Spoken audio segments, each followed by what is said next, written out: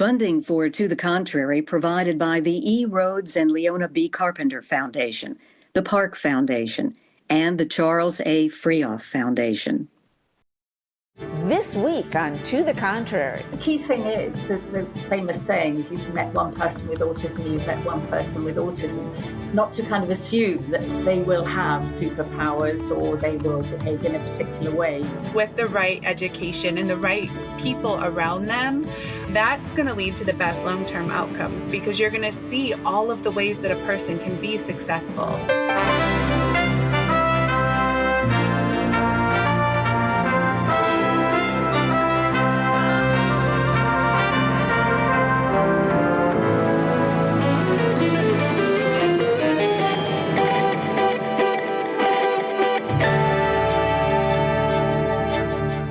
I'm Bonnie Erbe. Welcome to the Contrary, a discussion of news and social trends from diverse perspectives.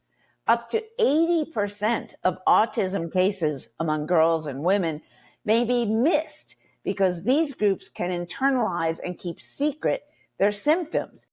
Among Black women and girls, autism could be missed because the criteria experts use may overlook culturally distinct expressions. With us to discuss this very broad topic is Jules Edwards, member of the board of directors at the Autistic Women and Nonbinary Network, and Gina Rippon, professor emeritus of cognitive neuroimaging at the Aston Brain Center in Birmingham, England.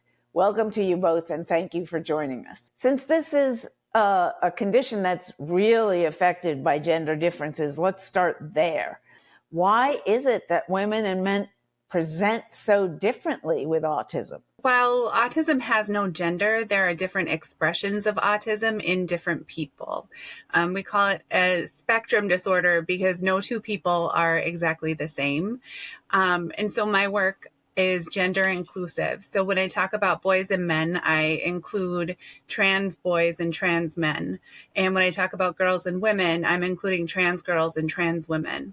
And because gender is a spectrum, gendering autism can contribute to erasure of non-binary people. Autistic girls and women, non-binary, and trans people are left behind when it comes to autism identification and support. People who are assigned male at birth are more likely to be diagnosed because initial autism research was developed based on research of white boys from higher socioeconomic statuses. So that is where initial autism research started, and we haven't caught up yet. That's why our current data from the ADDM, which is the Autism and Developmental Disabilities Monitoring Network, they just released their updated prevalence study information. They claim that 1 in 20 boys are autistic and 1 in 70 girls are autistic. And that disparity That's quite a gap, isn't it? It's huge. And it's not an accurate representation of prevalence. It's just the best data that we have given our current tools. So there are far too many undiagnosed girls and women who are struggling. Professor, what about you? What do you see as key signs that somebody has this condition? Well, I think particularly with respect to very young children, it's the problem emerges early. And because we have a very clear picture of what it looks like in boys, that very often is the picture that people have is, this is what autism is like. You have a boy who is disruptive, perhaps, who has problems with making friends with people, who doesn't seem to connect with anybody well. So there's a key picture for that. But with girls, it's different. And I think that's where the difficulties arise. I think what's happening is that the girls tend to be shy. They tend to try and fit in. So they don't show up as having a particular problem. And how does that hurt women and girls that they're less likely to show up early on? Well, with respect to the kind of work that I've been looking at, the earlier the identification of a problem, not necessarily an intervention, but an acknowledgement of a problem, the better. And so if a girl goes through her primary school years appearing to be the good girl, very quiet, stands in the corner, doesn't make a fuss, but inside she is actually very distressed. She's trying to hide the fact that she is experiencing difficulties which she knows are not acceptable, but which she doesn't want to rock the boat, if you like. So she doesn't get the support she needs. She doesn't, particularly if she's got sensory difficulties, for example, it's always down to her to try and hide the fact that she finds bright lights and loud noises problematic.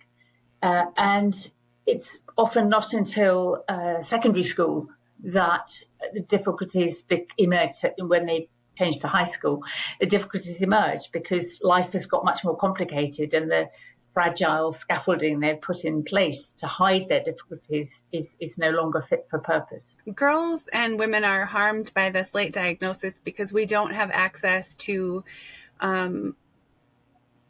supports and services that help us improve our quality of life.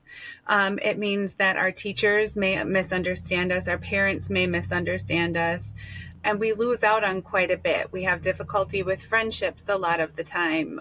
We may only have one or two close friends rather than a bigger friend circle. And of course, that varies by person. It's not the same for everyone. Those difficult experiences with other people can lead to trauma. It can lead to people withdrawing. It can lead to depression, anxiety, especially social anxiety. And it can really impact a person's life long term to not have proper identification. Once that identification is made, it's really important that someone has information about their diagnosis and learns, what does this mean for me specifically? What symptoms do boys exhibit that are key to experts? Autism is a social communication and sensory disability. And we need to understand that how we're socialized impacts how autism is expressed in the person. Because our diagnostic tools are nearly all based on a clinician's observation of behavior. Despite autism not being a behavioral disability, there's a lot that gets missed. So males are more likely to be socialized to reduce outward expressions of emotion. You know, we hear that boys don't cry, etc. Like, we condition our young men to be less expressive of emotion. So that means people who are socialized as boys may be more likely to have what we call a flat affect as an indication of autism. And that means maybe their facial expression is not showing the expected responses to other people. So that's something that can be more common in boys. Girls are more likely to be socialized to be caregivers. We give our girls dolls. We teach them to take care of other people and to set aside their own needs. And so people who are socialized as girls may be more likely to pretend to be okay when we're struggling. And that's one form of masking. And then in order to identify cultural disparities, we need to understand that social norms vary in different cultures. So one example, diagnostic criteria often relies on eye contact as a distinguishing feature, but not every culture thinks that eye contact is even respectful. So we want to make sure that when we're evaluating someone for autism, are we taking into account their cultural background? Are we taking into account their experiences as a unique person? And where do the experts, teachers, nurses, educators, where do they usually spot autism first? It really could come from everywhere. It could come from parents being concerned about something that's happening in their child's life and asking for help. It could be teachers. It really could be anybody who notices that a kid is having a hard time. But then as we age, and this is especially relevant for autistic girls and women who are missed for so long, our diagnosis is late. So for autistic women, a lot of the time it's a self-referral. A lot of the time it's a parent of an autistic child saying, hey, I think that might be me too. And Professor, how would you advise teachers and other school professionals to deal with kids they believe could be autistic?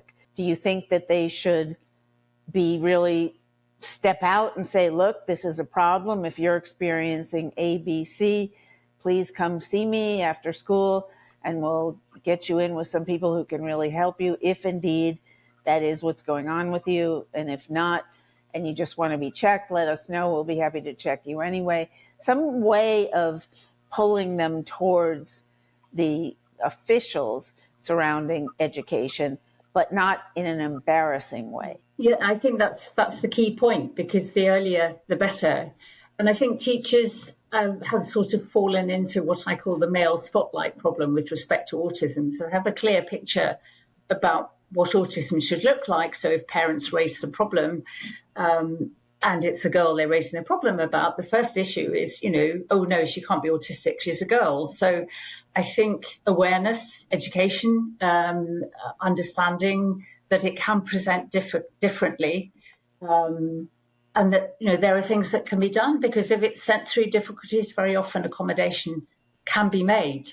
And I think also with respect to early on and to teachers, and this applies to all neurodivergent populations, it's the kind of acceptance that there are people who experience the world differently, and not to pinpoint them as being, and this is referring to the children, not to pinpoint them as being weird or unusual, etc. Because we know from our neuroscience studies that social rejection affects these individuals very powerfully, particularly in females. And therefore, the experience of that from a very early age is hugely damaging. So what tips do you give to school authorities, psychologists, assistant teachers, people who come in contact with these kids? What should they be looking for and aware of, and raise it in a self-affirming way, not in a critical way? From my perspective, the key aspect of what I've been researching and writing about is this issue of camouflaging and masking. The fact that there are a group of individuals on the autistic spectrum, many of whom are female, who from a very early age are hiding the fact that they're autistic, because they feel it means they won't fit in, etc. And I think that's what people should be looking for, because by definition, if they're camouflaging, it's difficult to see. But now we're more aware of it, then that's the kind of, there should be some red flags raised in the clinical assessment, because they appear to be passing the assessment, and that's why very often they're missed. But then if you look very carefully at the words they use, the kind of repetitive scripts that they're using, you should start to think there is something different about this child that we need to look at further, and not misdiagnose them or miss them altogether. And let me ask both of you, what strengths do they have that people without this syndrome don't have usually? Most autistic people have what we call a spiky skills profile. And it may mean that a person is very good at doing one task, but struggles and needs a lot of support with a different task. And it wouldn't be what you might expect. So if a person has a hard time tying their shoes, we tend to think of someone who can't tie their shoes as needing an exceptional amount of support. But there are teachers and attorneys and doctors, like successful people who are autistic, who have a really hard time with tying their shoes, but they're really good at their job. So I think that it is really important to understand that autistic people, with the right supports, with the right education and the right people around them, who are building them up and making sure they have opportunities, that's going to lead to the best long-term outcomes, because you're going to see all of the ways that a person can be successful. So I'm a writer, but I have a really hard time with like reciprocal conversation. I tend to, monologue a little bit. That's really common for autistic people, and especially autistic girls. So that's a trait that I have, but I'm an excellent writer. I've asked about this a little bit, but Professor, could you draw some of these people out by focusing positively on the skills that come with autism? Yes, indeed. I mean, I think one of the things, rather oddly, you might think, for somebody who's autistic, is that they can be very, very socially aware, very highly socially tuned, because in a way that's what they've been doing all of their lives. So that's something to bear in mind. They are very often can focus on as Jules was saying, on a particular area of expertise. So they can become this kind of hyper-focused expert on particular areas and attention to detail.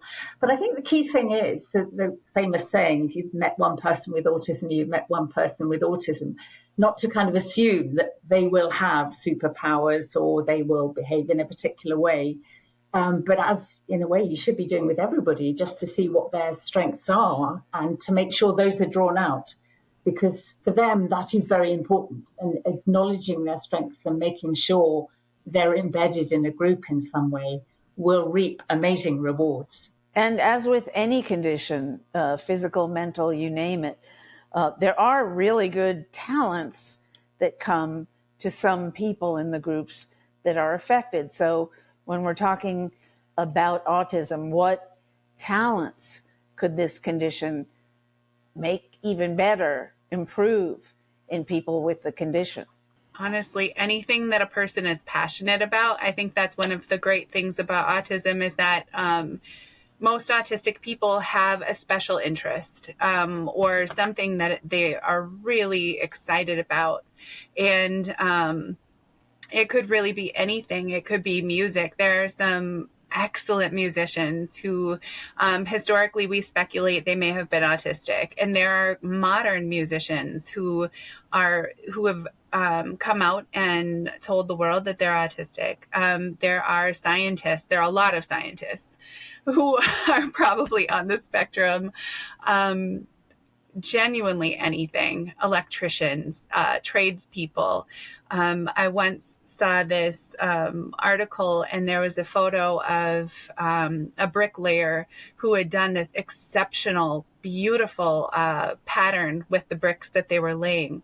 And they kind of highlighted how his autism helped him to become this like master at his work. And I think that that's something that we really need to harness as a community. We need to understand that just because a person has a disability, it doesn't mean that they can't, set goals for themselves and live the life that they want to do.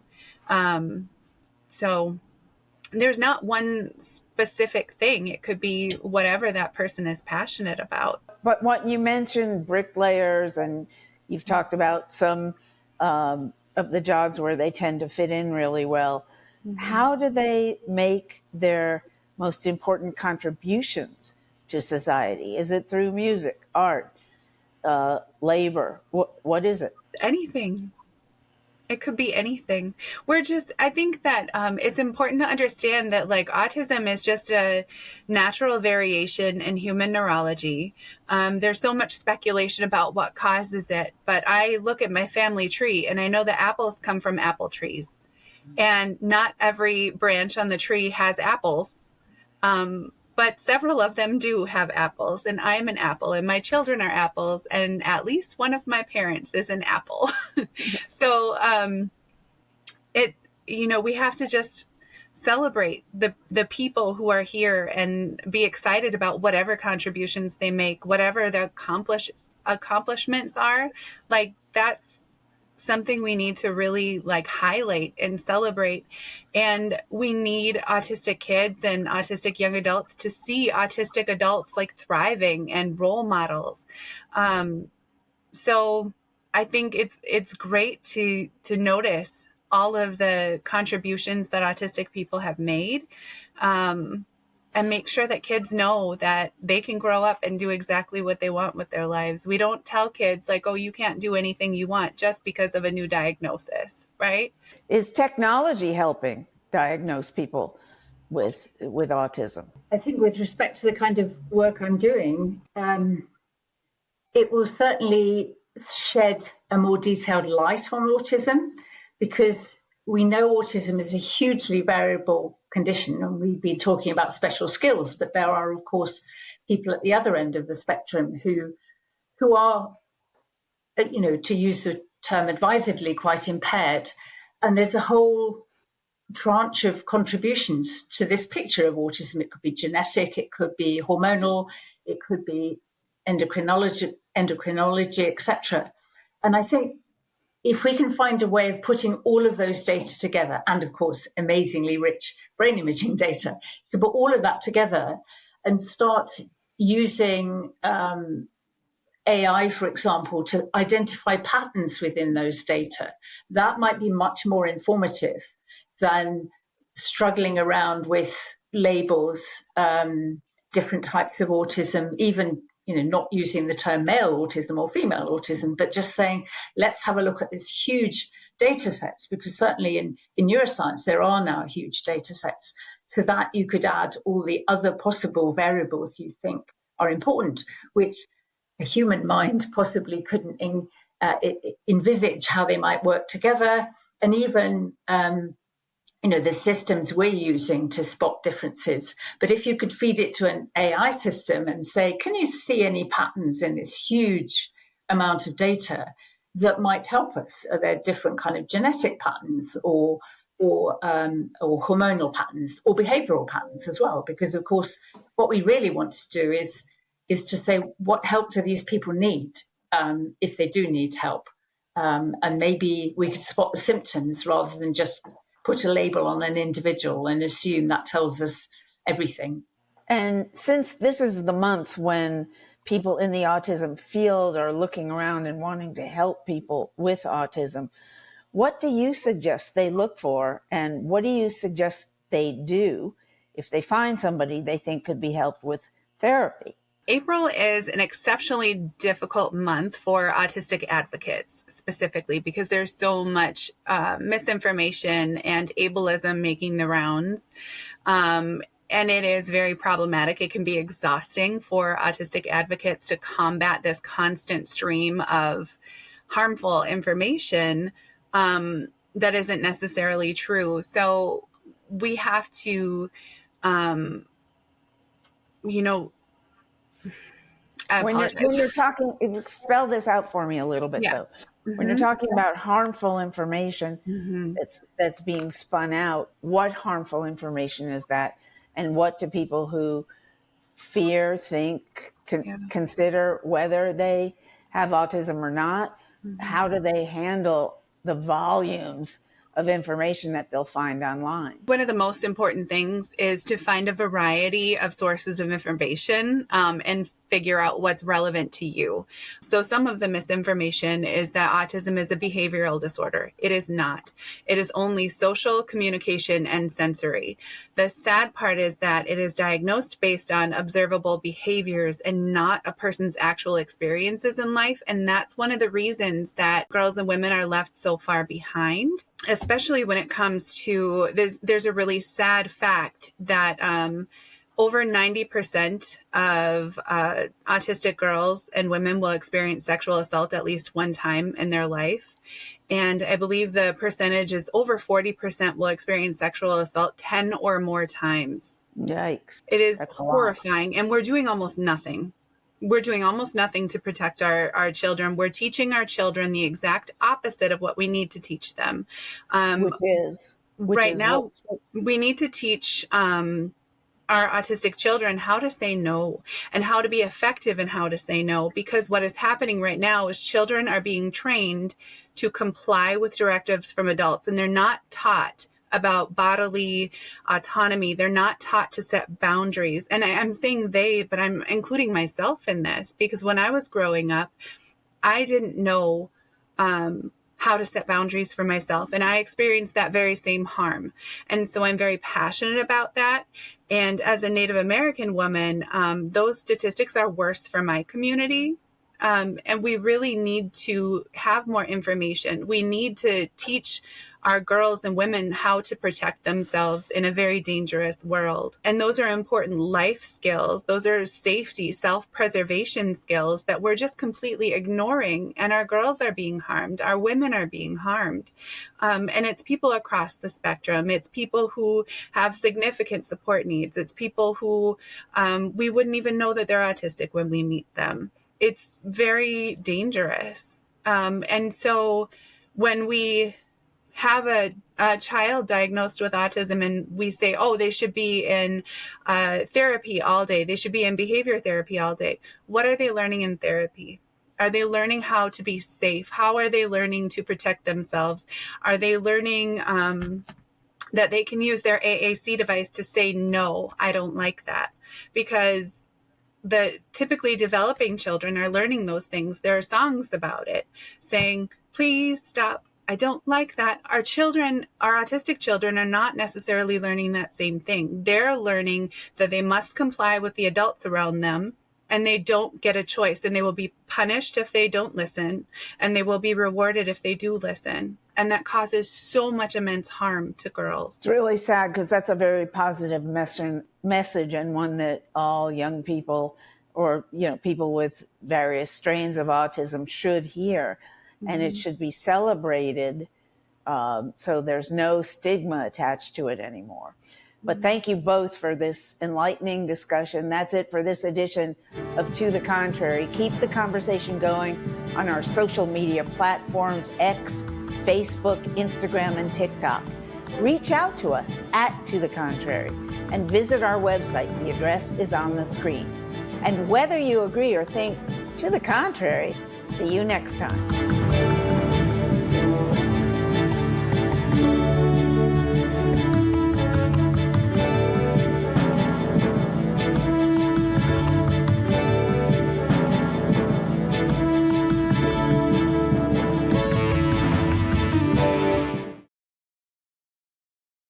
Funding for To the Contrary provided by the E. Rhodes and Leona B. Carpenter Foundation, the Park Foundation, and the Charles A. Frioff Foundation.